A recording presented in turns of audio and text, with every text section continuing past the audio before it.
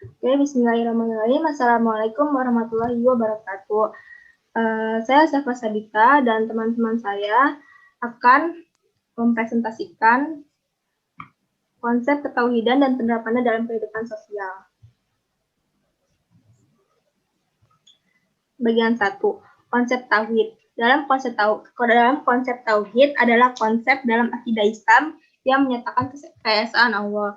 Islam mengajarkan bahwa Allah esa, tidak dari segi bilangan, melainkan dari segi bahwa Allah tidak mempunyai sekutu atau serupa. Allah satu dari segi zatnya dengan makna bahwa tidak ada zat yang serupa dengan zat Allah. Firman Allah dalam Al-Quran yang artinya Rob yang menguasai langit dan bumi dan segala sesuatu yang di antara selang. Maka sembahlah dia dan berteguh hatilah dalam pilihan kepadanya. Apakah kamu melihat ada seseorang yang sama dengan dia yang patut disembah? Quran Surah Maryam ayat 65.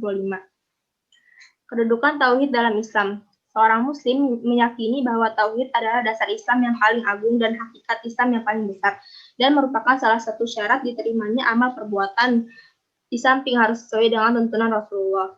Adapun yang dimaksud syarat adalah apa-apa yang harus dipenuhi sebelum dilaksanakan dan harus sampai akhir pelaksanaan. Hal ini berhubungan dengan niat seseorang. Jika seseorang melakukan sesuatu hanya karena Allah, maka syarat yang harus diterima ialah niat karena Allah. Harus tetap sama sampai akhir. Di samping itu, jika apa yang dilaksanakan sudah sesuai dengan tuntunan Rasulullah, maka kemungkinan besar amalan tersebut diterima sebagai ibadah di hadapan Allah. Begitu pula sebaliknya. Part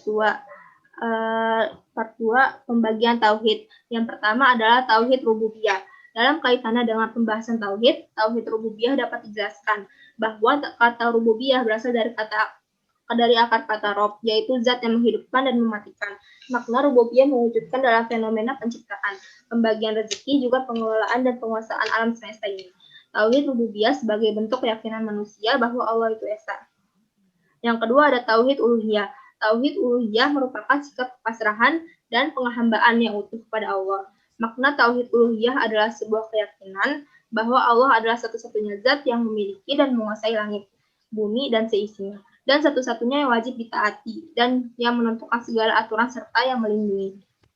Yang terakhir adalah tauhid asma wa sifat. Allah memiliki nama dan sifat baik atau asmaul husna yang sesuai dengan keagungannya yang telah Allah tetapkan di Al-Quran dan As-Sunnah. Dalam bertauhid kepada tauhid asma wa sifat ini, jangan dilakukan dengan adanya tahrif, penyelewengan, ta'til, penolakan, takyif, penggambaran, dan tasybih, penyerupaan. Umat Islam sendiri mengenal 99 Asmaul Husna yang merupakan nama sekaligus sifat Allah yang wajib diimani. Imam Syafi'i meletakkan kaidah dasar ketika berbicara tentang nama-nama dan sifat-sifat Allah sebagai berikut. Aku beriman kepada Allah dan apa-apa yang datang dari Allah, dan sesuai dengan apa yang dimaukan oleh Allah. Aku beriman kepada Rasulullah dan apa-apa yang datang dari Rasulullah, dan sesuai dengan apa yang dimaukan oleh Rasulullah. Sifat-sifat Allah terbagi menjadi 20. Yang pertama adalah wujud, yang berarti ada. Sifat wajib Allah yang pertama adalah wujud, yang artinya ada, atau zat yang berdiri sendiri, tidak diciptakan oleh siapapun dan tidak ada Tuhan selain Allah. Yang kedua adalah kidam. Kidam adalah terdahulu atau awal. Allah adalah sang pencipta yang menciptakan alam semesta beserta isinya. Allah adalah lebih dahulu dari segala sesuatu yang diciptakannya. Oleh karena itu, tidak ada pendahulu atau yang mengawali selain Allah. Yang ketiga, baqo, artinya kekal. Allah itu maha kekal, tidak akan punah, binasa, atau mati. Tidak ada akhir bagi Allah. Yang keempat ada mukhalafatul hawadisi, yang artinya berbeda dengan makhluk ciptaannya. Karena Allah adalah sang pencipta, maka Allah sudah pasti berbeda dengan makhluk ciptaannya. Tidak ada satupun yang mampu sebanding dengannya dan mampu menyerupai keagungannya. Yang kelima adalah qiyamuhu binafsihi, yang artinya berdiri sendiri. Allah Subhanahu wa taala berdiri sendiri, tidak bergantung oleh siapapun dan tidak membutuhkan bantuan siapapun. Yang keenam wahdaniyah, artinya tunggal atau esa. Allah Maha Esa atau tunggal. Dialah satu-satunya Tuhan pencipta alam semesta. Yang ketujuh, qudrat, yang artinya berkuasa. Allah Maha Kuasa atas segala sesuatu dan tidak ada yang bisa menandingi kekuasaan Allah. Yang kedelapan adalah iradat, yang artinya berkehendak. Allah berkehendak atas segala sesuatu. Oleh karena itu, kejadian apapun itu terjadi atas kehendak Allah. Bila Allah berkehendak, maka jadilah dan tidak ada seseorang pun yang bisa mencegahnya. Yang kesembilan adalah ilmun. Ilmun artinya mengetahui. Allah mengetahui atas segala sesuatu yang tampak maupun yang tidak tampak. Yang ke-10 adalah hayat, artinya hidup. Yang ke-11 adalah sama, yang artinya mendengar. Yang ke-12 artinya basar, yang artinya melihat. Yang ke-13 kalam, artinya berfirman. Yang ke-14 qadiron, yang artinya berkuasa. Yang ke-15 muridan, yang artinya berkehendak. Yang ke-16 aliman, yang artinya mengetahui. Yang ke-17 adalah hayan, yang artinya hidup. Yang ke-18 adalah sami'an, yang artinya mendengar. Yang ke-19 basiron, yang artinya melihat. Dan yang ke-20 adalah mutakaliman, yang artinya berfirman. Bagian 3, perbandingan konsep Tuhan antara agama. Yang pertama, Tuhan dalam Islam versus Tuhan Arab pra-Islam. Ketika membandingkan politeisme Arab pra-Islam, Tuhan dalam Islam tidak memiliki teman dan sekutu maupun pertalian antara Tuhan dengan jin. Arab pra-Islam bermula dengan adanya berhala yang dibawa ke tanah Arab oleh Amr bin Luhai. Mereka lalu mencampur adukan antara monoteisme yang dibawa Ibrahim dan paganisme. Mereka percaya takdir kabur, kuat, dan tidak dapat ditawar-tawar melebihi apa yang manusia tidak dapat kendalikan. Paham ini digantikan oleh gagasan Islam. Yang kedua adalah Tuhan dalam Islam versus Tuhan dalam Yahudi. Menurut Francis Edward Peters, Al-Quran menuntut muslim untuk beriman, dan sejarawan menyetujui bahwa Muhammad dan pengikutnya menyembah Tuhan yang sama dengan Tuhan Yahudi. Allah adalah Tuhan pencipta yang sama, yang mengadakan perjanjian dengan Ibrahim. Peters menyatakan Al-Quran menggambarkan Allah lebih kuat dan luas daripada Yahweh, dan sebagai Tuhan alam semesta tidak seperti Yahweh yang hanya lebih dekat kepada orang-orang Israel. Yang ketiga, Tuhan dalam Islam versus Tuhan dalam Kristen. Islam dengan tegas menolak kepercayaan Kristen bahwa Tuhan itu tiga pribadi dalam satu hakikat atau Tritunggal. Dalam konsepsi Islam tentang Tuhan, tidak ada kesetaraan antara Tuhan dan ciptaan. Kehadiran Tuhan dipercaya ada dimanapun dan tidak menjelma sebagai apapun dan siapapun. Pandangan tradisional Kristen adalah bahwa Tuhan Muhammad sama dengan Tuhan Yesus. Dan selanjutnya akan dilanjutkan oleh teman saya. Untuk part keempat, yaitu nilai-nilai ketuhanan dalam berbagai lingkungan. Yang pertama ada lingkungan pendidikan. Dalam dunia pendidikan, sejak sekolah dasar, sekolah menengah pertama, sekolah menengah atas, hingga perguruan tinggi, saat ini mengajarkan pendidikan agama. Hal itu bertujuan agar pendidik dan peserta didik tidak hanya mendalami atau mempelajari ilmu dunia, melainkan diiringi dengan ilmu agama agar memiliki akhlak yang baik dan mempraktikkan nilai-nilai agama dalam dunia pendidikan seperti berbagi ilmu, sopan santun, melaksanakan kewajiban sebagai umat muslim, dan taat beragama. Yang kedua, lingkungan keluarga. Dalam sebuah keluarga, orang tua menjadi faktor penting dalam masa bimbingan anaknya, terutama mengajarkan pada sila pertama, yaitu ketuhanan yang Maha Esa. Tidak hanya teori semata, melainkan diiringi dengan mempraktekannya kepada sang anak. Dari sejak lahir, sang anak juga dikumandangkan azan di samping telinganya. Tujuannya agar sang anak mendengar nama Tuhannya dahulu. Dan pada masa perkembangannya, orang tua mengajarkan anaknya membaca kitab suci dan beribadah yang baik juga benar.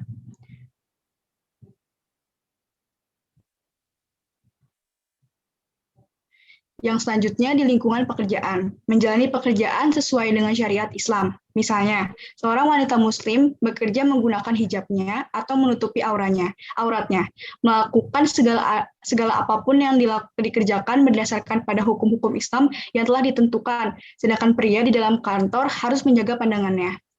Selanjutnya masuk ke part 5, yaitu kebertuhanan sebagai fitrah manusia. Manusia adalah makhluk yang diciptakan oleh Allah Subhanahu wa Ta'ala dengan keadaan yang sangat sempurna dibandingkan dengan makhluk-makhluk hidup lainnya. Di muka bumi ini, seperti hewan dan tumbuhan, kenapa manusia dianggap paling sempurna? Karena sesungguhnya manusia diberi akal oleh Allah Subhanahu wa Ta'ala, dan akallah yang digunakan manusia, seakan manusia itu tidak pernah puas dengan apa yang didapat dalam hidupnya. Bahkan dalam Al-Quran dikatakan bahwa manusia memiliki derajat yang lebih tinggi dibandingkan langit, bumi, dan para malaikat jika manusia bisa menjadi sebaik-baiknya manusia. Tetapi di sisi lain, dalam Al-Quran juga dikatakan bahwa manusia bisa menjadi lebih hina daripada setan dan binatang ternak jika manusia tidak mengendalikan hawa nafsunya. Manusia adalah khalifah ciptaan Allah, diciptakan dari lumpur, dari tanah hasil endapan, dari substansi terendah di dunia. Kemudian Allah meniupkan roh di dalamnya. Adapun kata fitrah berasal dari akar kata bahasa Arab fathara, masdarnya adalah fatharu, yang artinya dia memegang erat, memecah, membelah, menggoyak-goyak, atau meretakannya. Fatharahu, dia telah menciptakannya, yakni dia menyebabkan ada. Secara baru, untuk pertama kalinya, seperti penjelasan sebelumnya, bahwa Allah menciptakan manusia dari tanah liat yang digumpalkan, kemudian meniupkan roh ke dalamnya, sehingga terciptalah manusia sebagai khalifah bumi. Untuk itu, manusia harus sadar dari mana dia berasal dan untuk apa dia diciptakan, serta paham bahwa tidak ada yang berhak disembah selain Allah. Masuk ke part 6. Part 6 adalah argumen tentang moderasi teologi Islam. Islam adalah agama yang mengajarkan sikap moderat dalam bertuhan. Islam mengajarkan bahwa Tuhan bukan sesuatu yang didefinisikan dan dikonsepsikan oleh manusia. Namun demikian, Islam mengajarkan sifat-sifat dan nama-nama Tuhan untuk mempermudah manusia merasakan kehadiran Tuhan dalam hidupnya. Tuhan dalam Islam bukanlah Tuhan yang otoriter dengan kekuasaannya, sehingga dia berhak untuk berbuat sekehendaknya. Ia juga bukan Tuhan yang melepaskan tanggung jawab sepenuhnya kepada manusia, sehingga manusia bisa berbuat seenaknya sendiri. Tuhan dalam konsep Islam adalah Tuhan yang atas kuasanya dan kemauannya membagi beberapa kekuasaan dan kemauan relatif kepada manusia dalam bingkai ikhtiar atau usaha. Sebagai penguasa mutlak alam semesta, Allah menentukan semua aturan secara global atas alam semesta ini. Namun ia membagikan beberapa kemampuan relatif kepada manusia untuk menentukan nasibnya sendiri. Allah memang tidak bisa disamakan dengan makhluk apapun, tapi bukan berarti manusia tidak boleh mengimajinasikannya. Namun jangan sampai deskripsi yang sekadar coretan relatif manusia tentang Tuhan dianggap sebagai wujud hakiki Tuhan. Untuk part selanjutnya akan dilanjutkan oleh teman saya.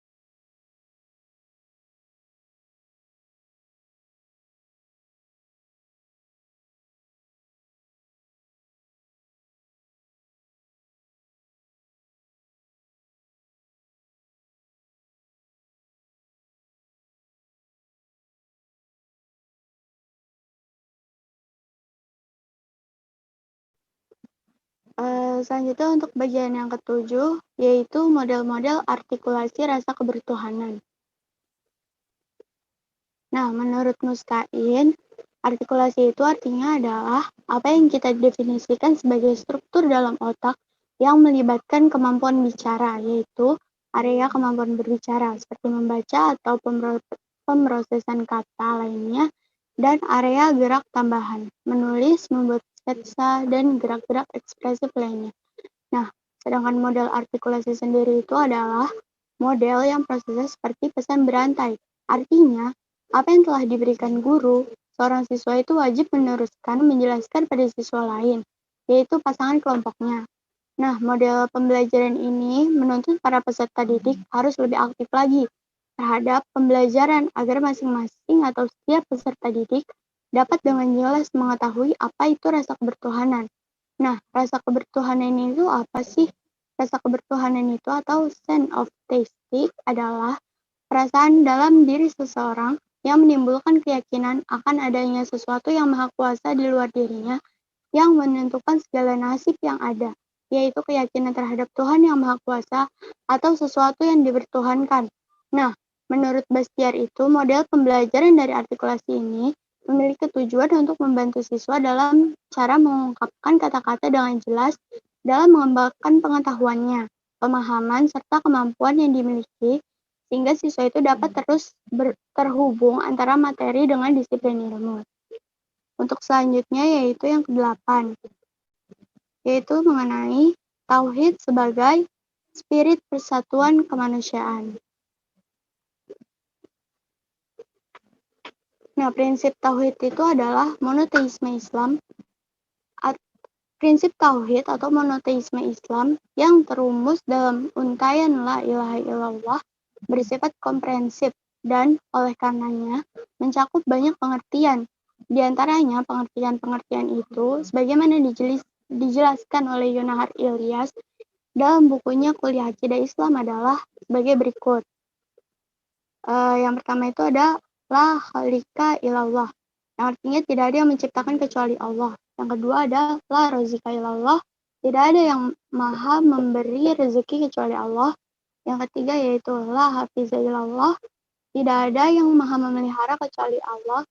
Lalu yang keempat ada mudabiriya ilallah, tidak ada yang maha mengelola kecuali Allah. Selanjutnya ada la malika ilallah, tidak ada yang maha memiliki kecuali Allah. Lalu la waliya ilallah, tidak ada yang maha memimpin kecuali Allah. Lalu la hakima ilallah, tidak ada yang maha menentukan kecuali Allah. Selanjutnya ada la goyata ilallah, tidak ada yang maha menjadi tujuan kecuali Allah.